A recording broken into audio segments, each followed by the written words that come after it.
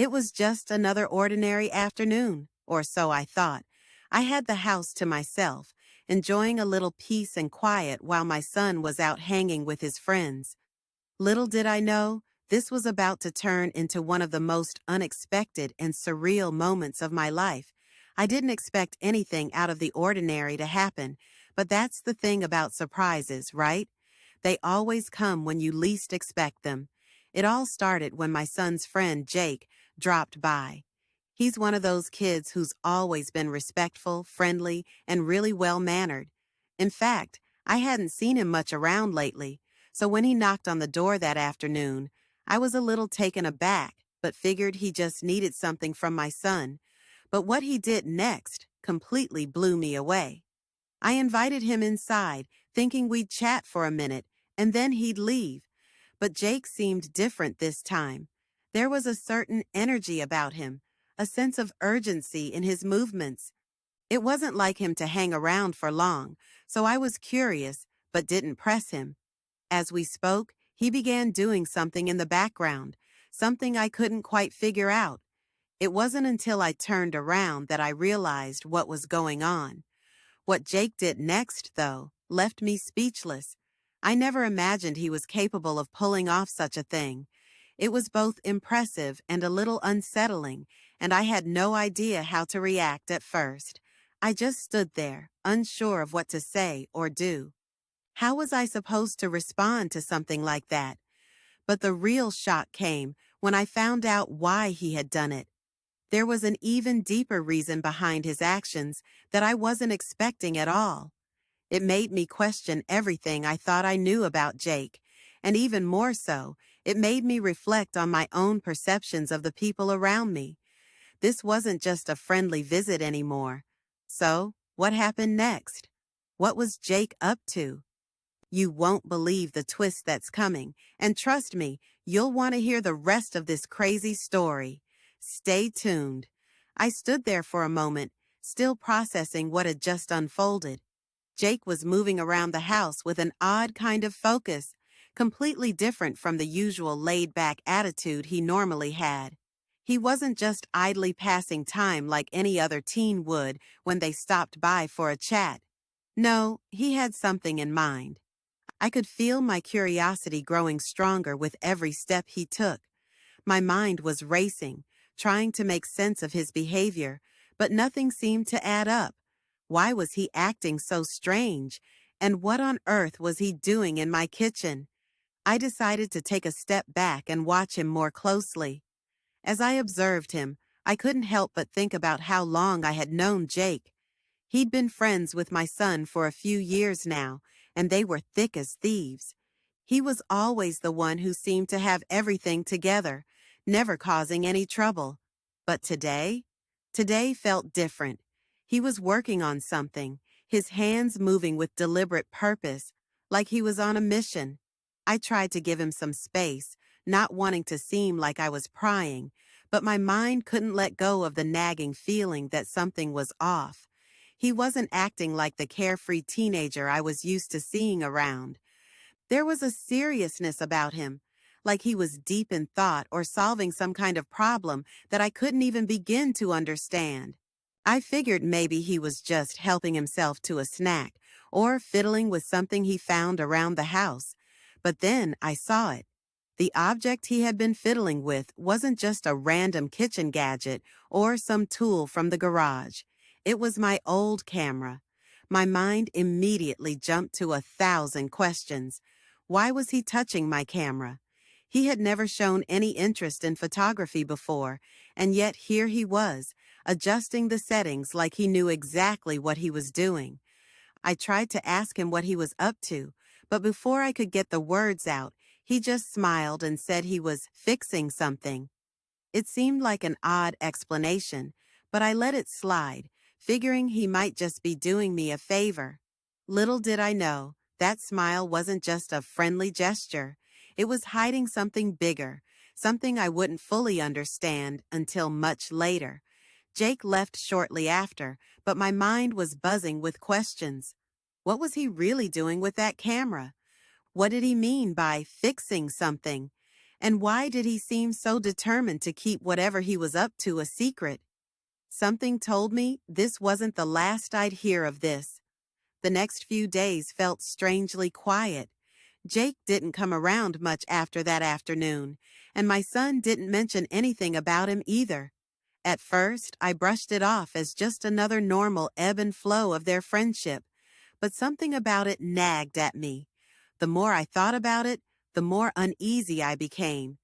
That camera, it kept popping into my mind. What had Jake done to it? And why had he been so secretive? I decided to take a closer look at my camera, just to satisfy my growing curiosity. I hadn't touched it since Jake had left, so I wasn't sure what to expect when I powered it on. What I saw wasn't just a simple camera malfunction. The display showed footage that I didn't remember filming. At first, I thought it might have been a glitch, but as I scrolled through the files, I realized that some of the clips were from around the house, scenes that I had never captured myself. There were shots of rooms I recognized, but also angles that were too specific, too close for comfort. It felt like someone had been watching me. My heart started racing. This wasn't just an innocent mistake. Something was going on, and Jake was at the center of it. But why? What could possibly have driven him to do something like this? He wasn't the kind of kid who would invade someone's privacy, or at least that's what I had always thought. I had to know more, but I couldn't shake the feeling that this was more than just a misunderstanding. I called my son, hoping for some kind of explanation, but he wasn't home. I was alone again, and I couldn't shake the feeling that something was slipping out of my control. I kept going through the footage, hoping for some clue, but all it did was raise more questions. It was almost as if the camera itself was trying to tell me something, but it was just out of reach, like a message hidden in plain sight. Then, just when I thought I couldn't feel any more unsettled, I got a text message from Jake. It was short, and yet it sent a chill down my spine. I hope you understand why I did it. No further explanation, no details, just those 6 words. I stared at the message for a long time, my mind racing. What was he talking about? What had he done, really? And why had he felt the need to send me a cryptic message like that? The tension was mounting, and I had no idea what was coming next. But I knew one thing for sure. I couldn't just let it go. The mystery was only getting deeper, and I had to find out what Jake was really hiding. I couldn't stop thinking about Jake's message. I hope you understand why I did it. What on earth did that mean? It felt like I was trapped in a web of confusion, and every new detail just pulled me deeper in. I kept going back to the footage, replaying the clips over and over, looking for something, anything, that would explain why Jake had done what he did. But every time I thought I was close to understanding, something else would come up that didn't fit. I tried to shake off the feeling of being watched, but it was impossible. It wasn't just the footage. It was the nagging sense that something was off about Jake's entire visit. Why had he seemed so determined to fix the camera? Was this all just some strange prank, or was there something bigger at play? I couldn't stop wondering, was I in danger? Or was this some twisted game Jake was playing with me? The next day, I decided to confront him. I texted Jake, asking him to come over, to explain what he had done. I couldn't sit around waiting for answers anymore. There was a heaviness in the pit of my stomach, a growing sense of urgency. I needed to know the truth, no matter how unsettling it might be. Jake's response came almost immediately. "I'll be there in an hour." As I waited, the anticipation gnawed at me. My mind was running wild with possible scenarios. What if Jake had been recording me for weeks? Or what if he was involved in something far more sinister than I could ever imagine? I had no idea what to expect, but one thing was certain. I was about to find out the truth, for better or worse. The hour passed slowly, each minute adding to the tension. I paced around the house, replaying everything I knew about Jake and trying to make sense of the situation. It wasn't adding up. When the doorbell finally rang, my heart skipped a beat. I opened the door, and there he was, standing in front of me, looking calmer than I felt. His face showed no sign of guilt, no sign of hesitation. It was as if he had planned this all along. Without saying a word, Jake stepped inside, his expression unreadable. He wasn't going to make this easy. Whatever was coming, I could feel it in my bones. This wasn't just a simple misunderstanding anymore. It was bigger. And as he closed the door behind him, I knew there was no turning back. Jake stepped inside without a word, and I could feel the weight of the silence between us. I had so many questions, but somehow I couldn't bring myself to ask them right away. His calm demeanor was unnerving. He didn't even seem to care about what had been happening. Or maybe he was just too good at hiding whatever was going on in his mind. As he closed the door behind him, I couldn't shake the feeling that something far deeper was at play than I had originally thought. I led him into the living room, my mind still racing. "Jake," I said, trying to keep my voice steady, "I need to know what you've been doing with my camera. Why have you been filming things around the house? What's really going on?" Jake's eyes flickered, but he didn't answer right away. His gaze dropped to the floor, then slowly met mine. "You won't understand," he said, his voice strangely calm. "But I need to explain." I nodded, waiting for him to go on, my heart pounding in my chest. The tension in the room was suffocating, and every moment that passed felt like the calm before a storm. Jake began to speak, but not in the way I expected. "You remember the accident, right?" he asked, his eyes not meeting mine anymore. The question caught me off guard. I hadn't thought about that day in a long time. It was a memory I'd buried, something painful, something I never wanted to bring up. It was the day my son had been involved in a car accident with Jake's older brother. They had both been in the hospital for weeks, recovering from the crash that had nearly taken their lives. But as the days passed, my son seemed to recover more quickly, while Jake's brother, Luke, wasn't the same. The accident had taken a toll on him mentally and emotionally. I swallowed hard. "What does that have to do with this?" I asked. Jake's eyes met mine, and this time there was something different in his expression, something darker, more intense. "Luke didn't make it, but you were the one who saved him." I froze. What was he talking about? I had always thought that Luke had been the one to save himself, fighting against every possible obstacle to recover. But now Jake was suggesting something completely different. I couldn't make sense of it. "Jake, I don't understand," I said, my voice barely above a whisper. He took a deep breath, his eyes darting to the camera on the table between us. "You did something to him when you thought no one was looking. I saw it. You might not remember, but I do. I have the footage." I felt the blood drain from my face. The camera.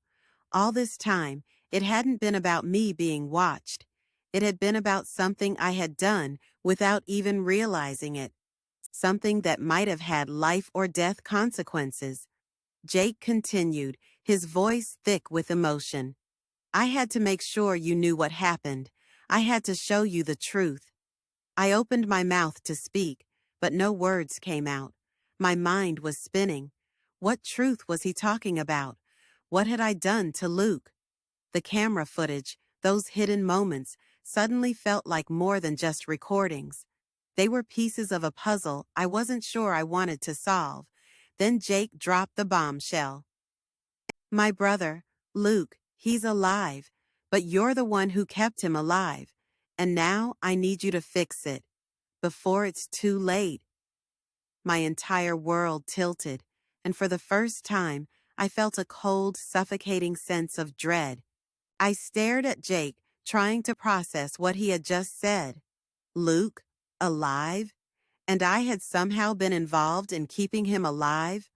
The pieces of the puzzle were finally coming together, but the image they formed was far more horrifying than anything I had imagined. My mind was spinning, but I had to focus. This wasn't just about a strange visit or a simple misunderstanding anymore. There was something far more serious at play. Jake, I don't understand. What do you mean I kept him alive? I stammered, feeling the weight of his words pressing down on me. Jake's gaze softened for a moment, almost as if he was trying to decide how much more to reveal. You don't remember, do you? He asked quietly. The night of the accident, you were the one who found him. You saved him when everyone thought it was too late. But it wasn't just luck. It was something more. Something you did. I shook my head, unable to make sense of it. The night of the accident was a blur in my memory, something I'd tried to forget. I remembered my son being in the car and the chaos that followed. But Luke? I hadn't thought about him in that way. Could I have somehow done something to save him without realizing it? Jake stepped closer, his expression serious. When you found him, you did something. Something that triggered a change in him. He wasn't supposed to survive, not in the way he did. But you brought him back, in a way. And now, it's all coming undone. I felt my breath catch in my throat. What was he talking about? How could I have possibly known what I was doing? Jake took a step back, his eyes locking with mine. I'm not here to blame you, but I need you to help me fix this. Whatever you did that night, whatever it was, it's starting to unravel. Luke's alive, but he's not the same. Something inside him is changing. I need you to stop it before it gets worse. The room seemed to close in on me. My whole body was tense, every instinct screaming at me to run. But I couldn't move. I couldn't leave this unfinished. I had to know the truth, even if it terrified me. Just as I opened my mouth to say something, the door slammed open with a force that made me jump.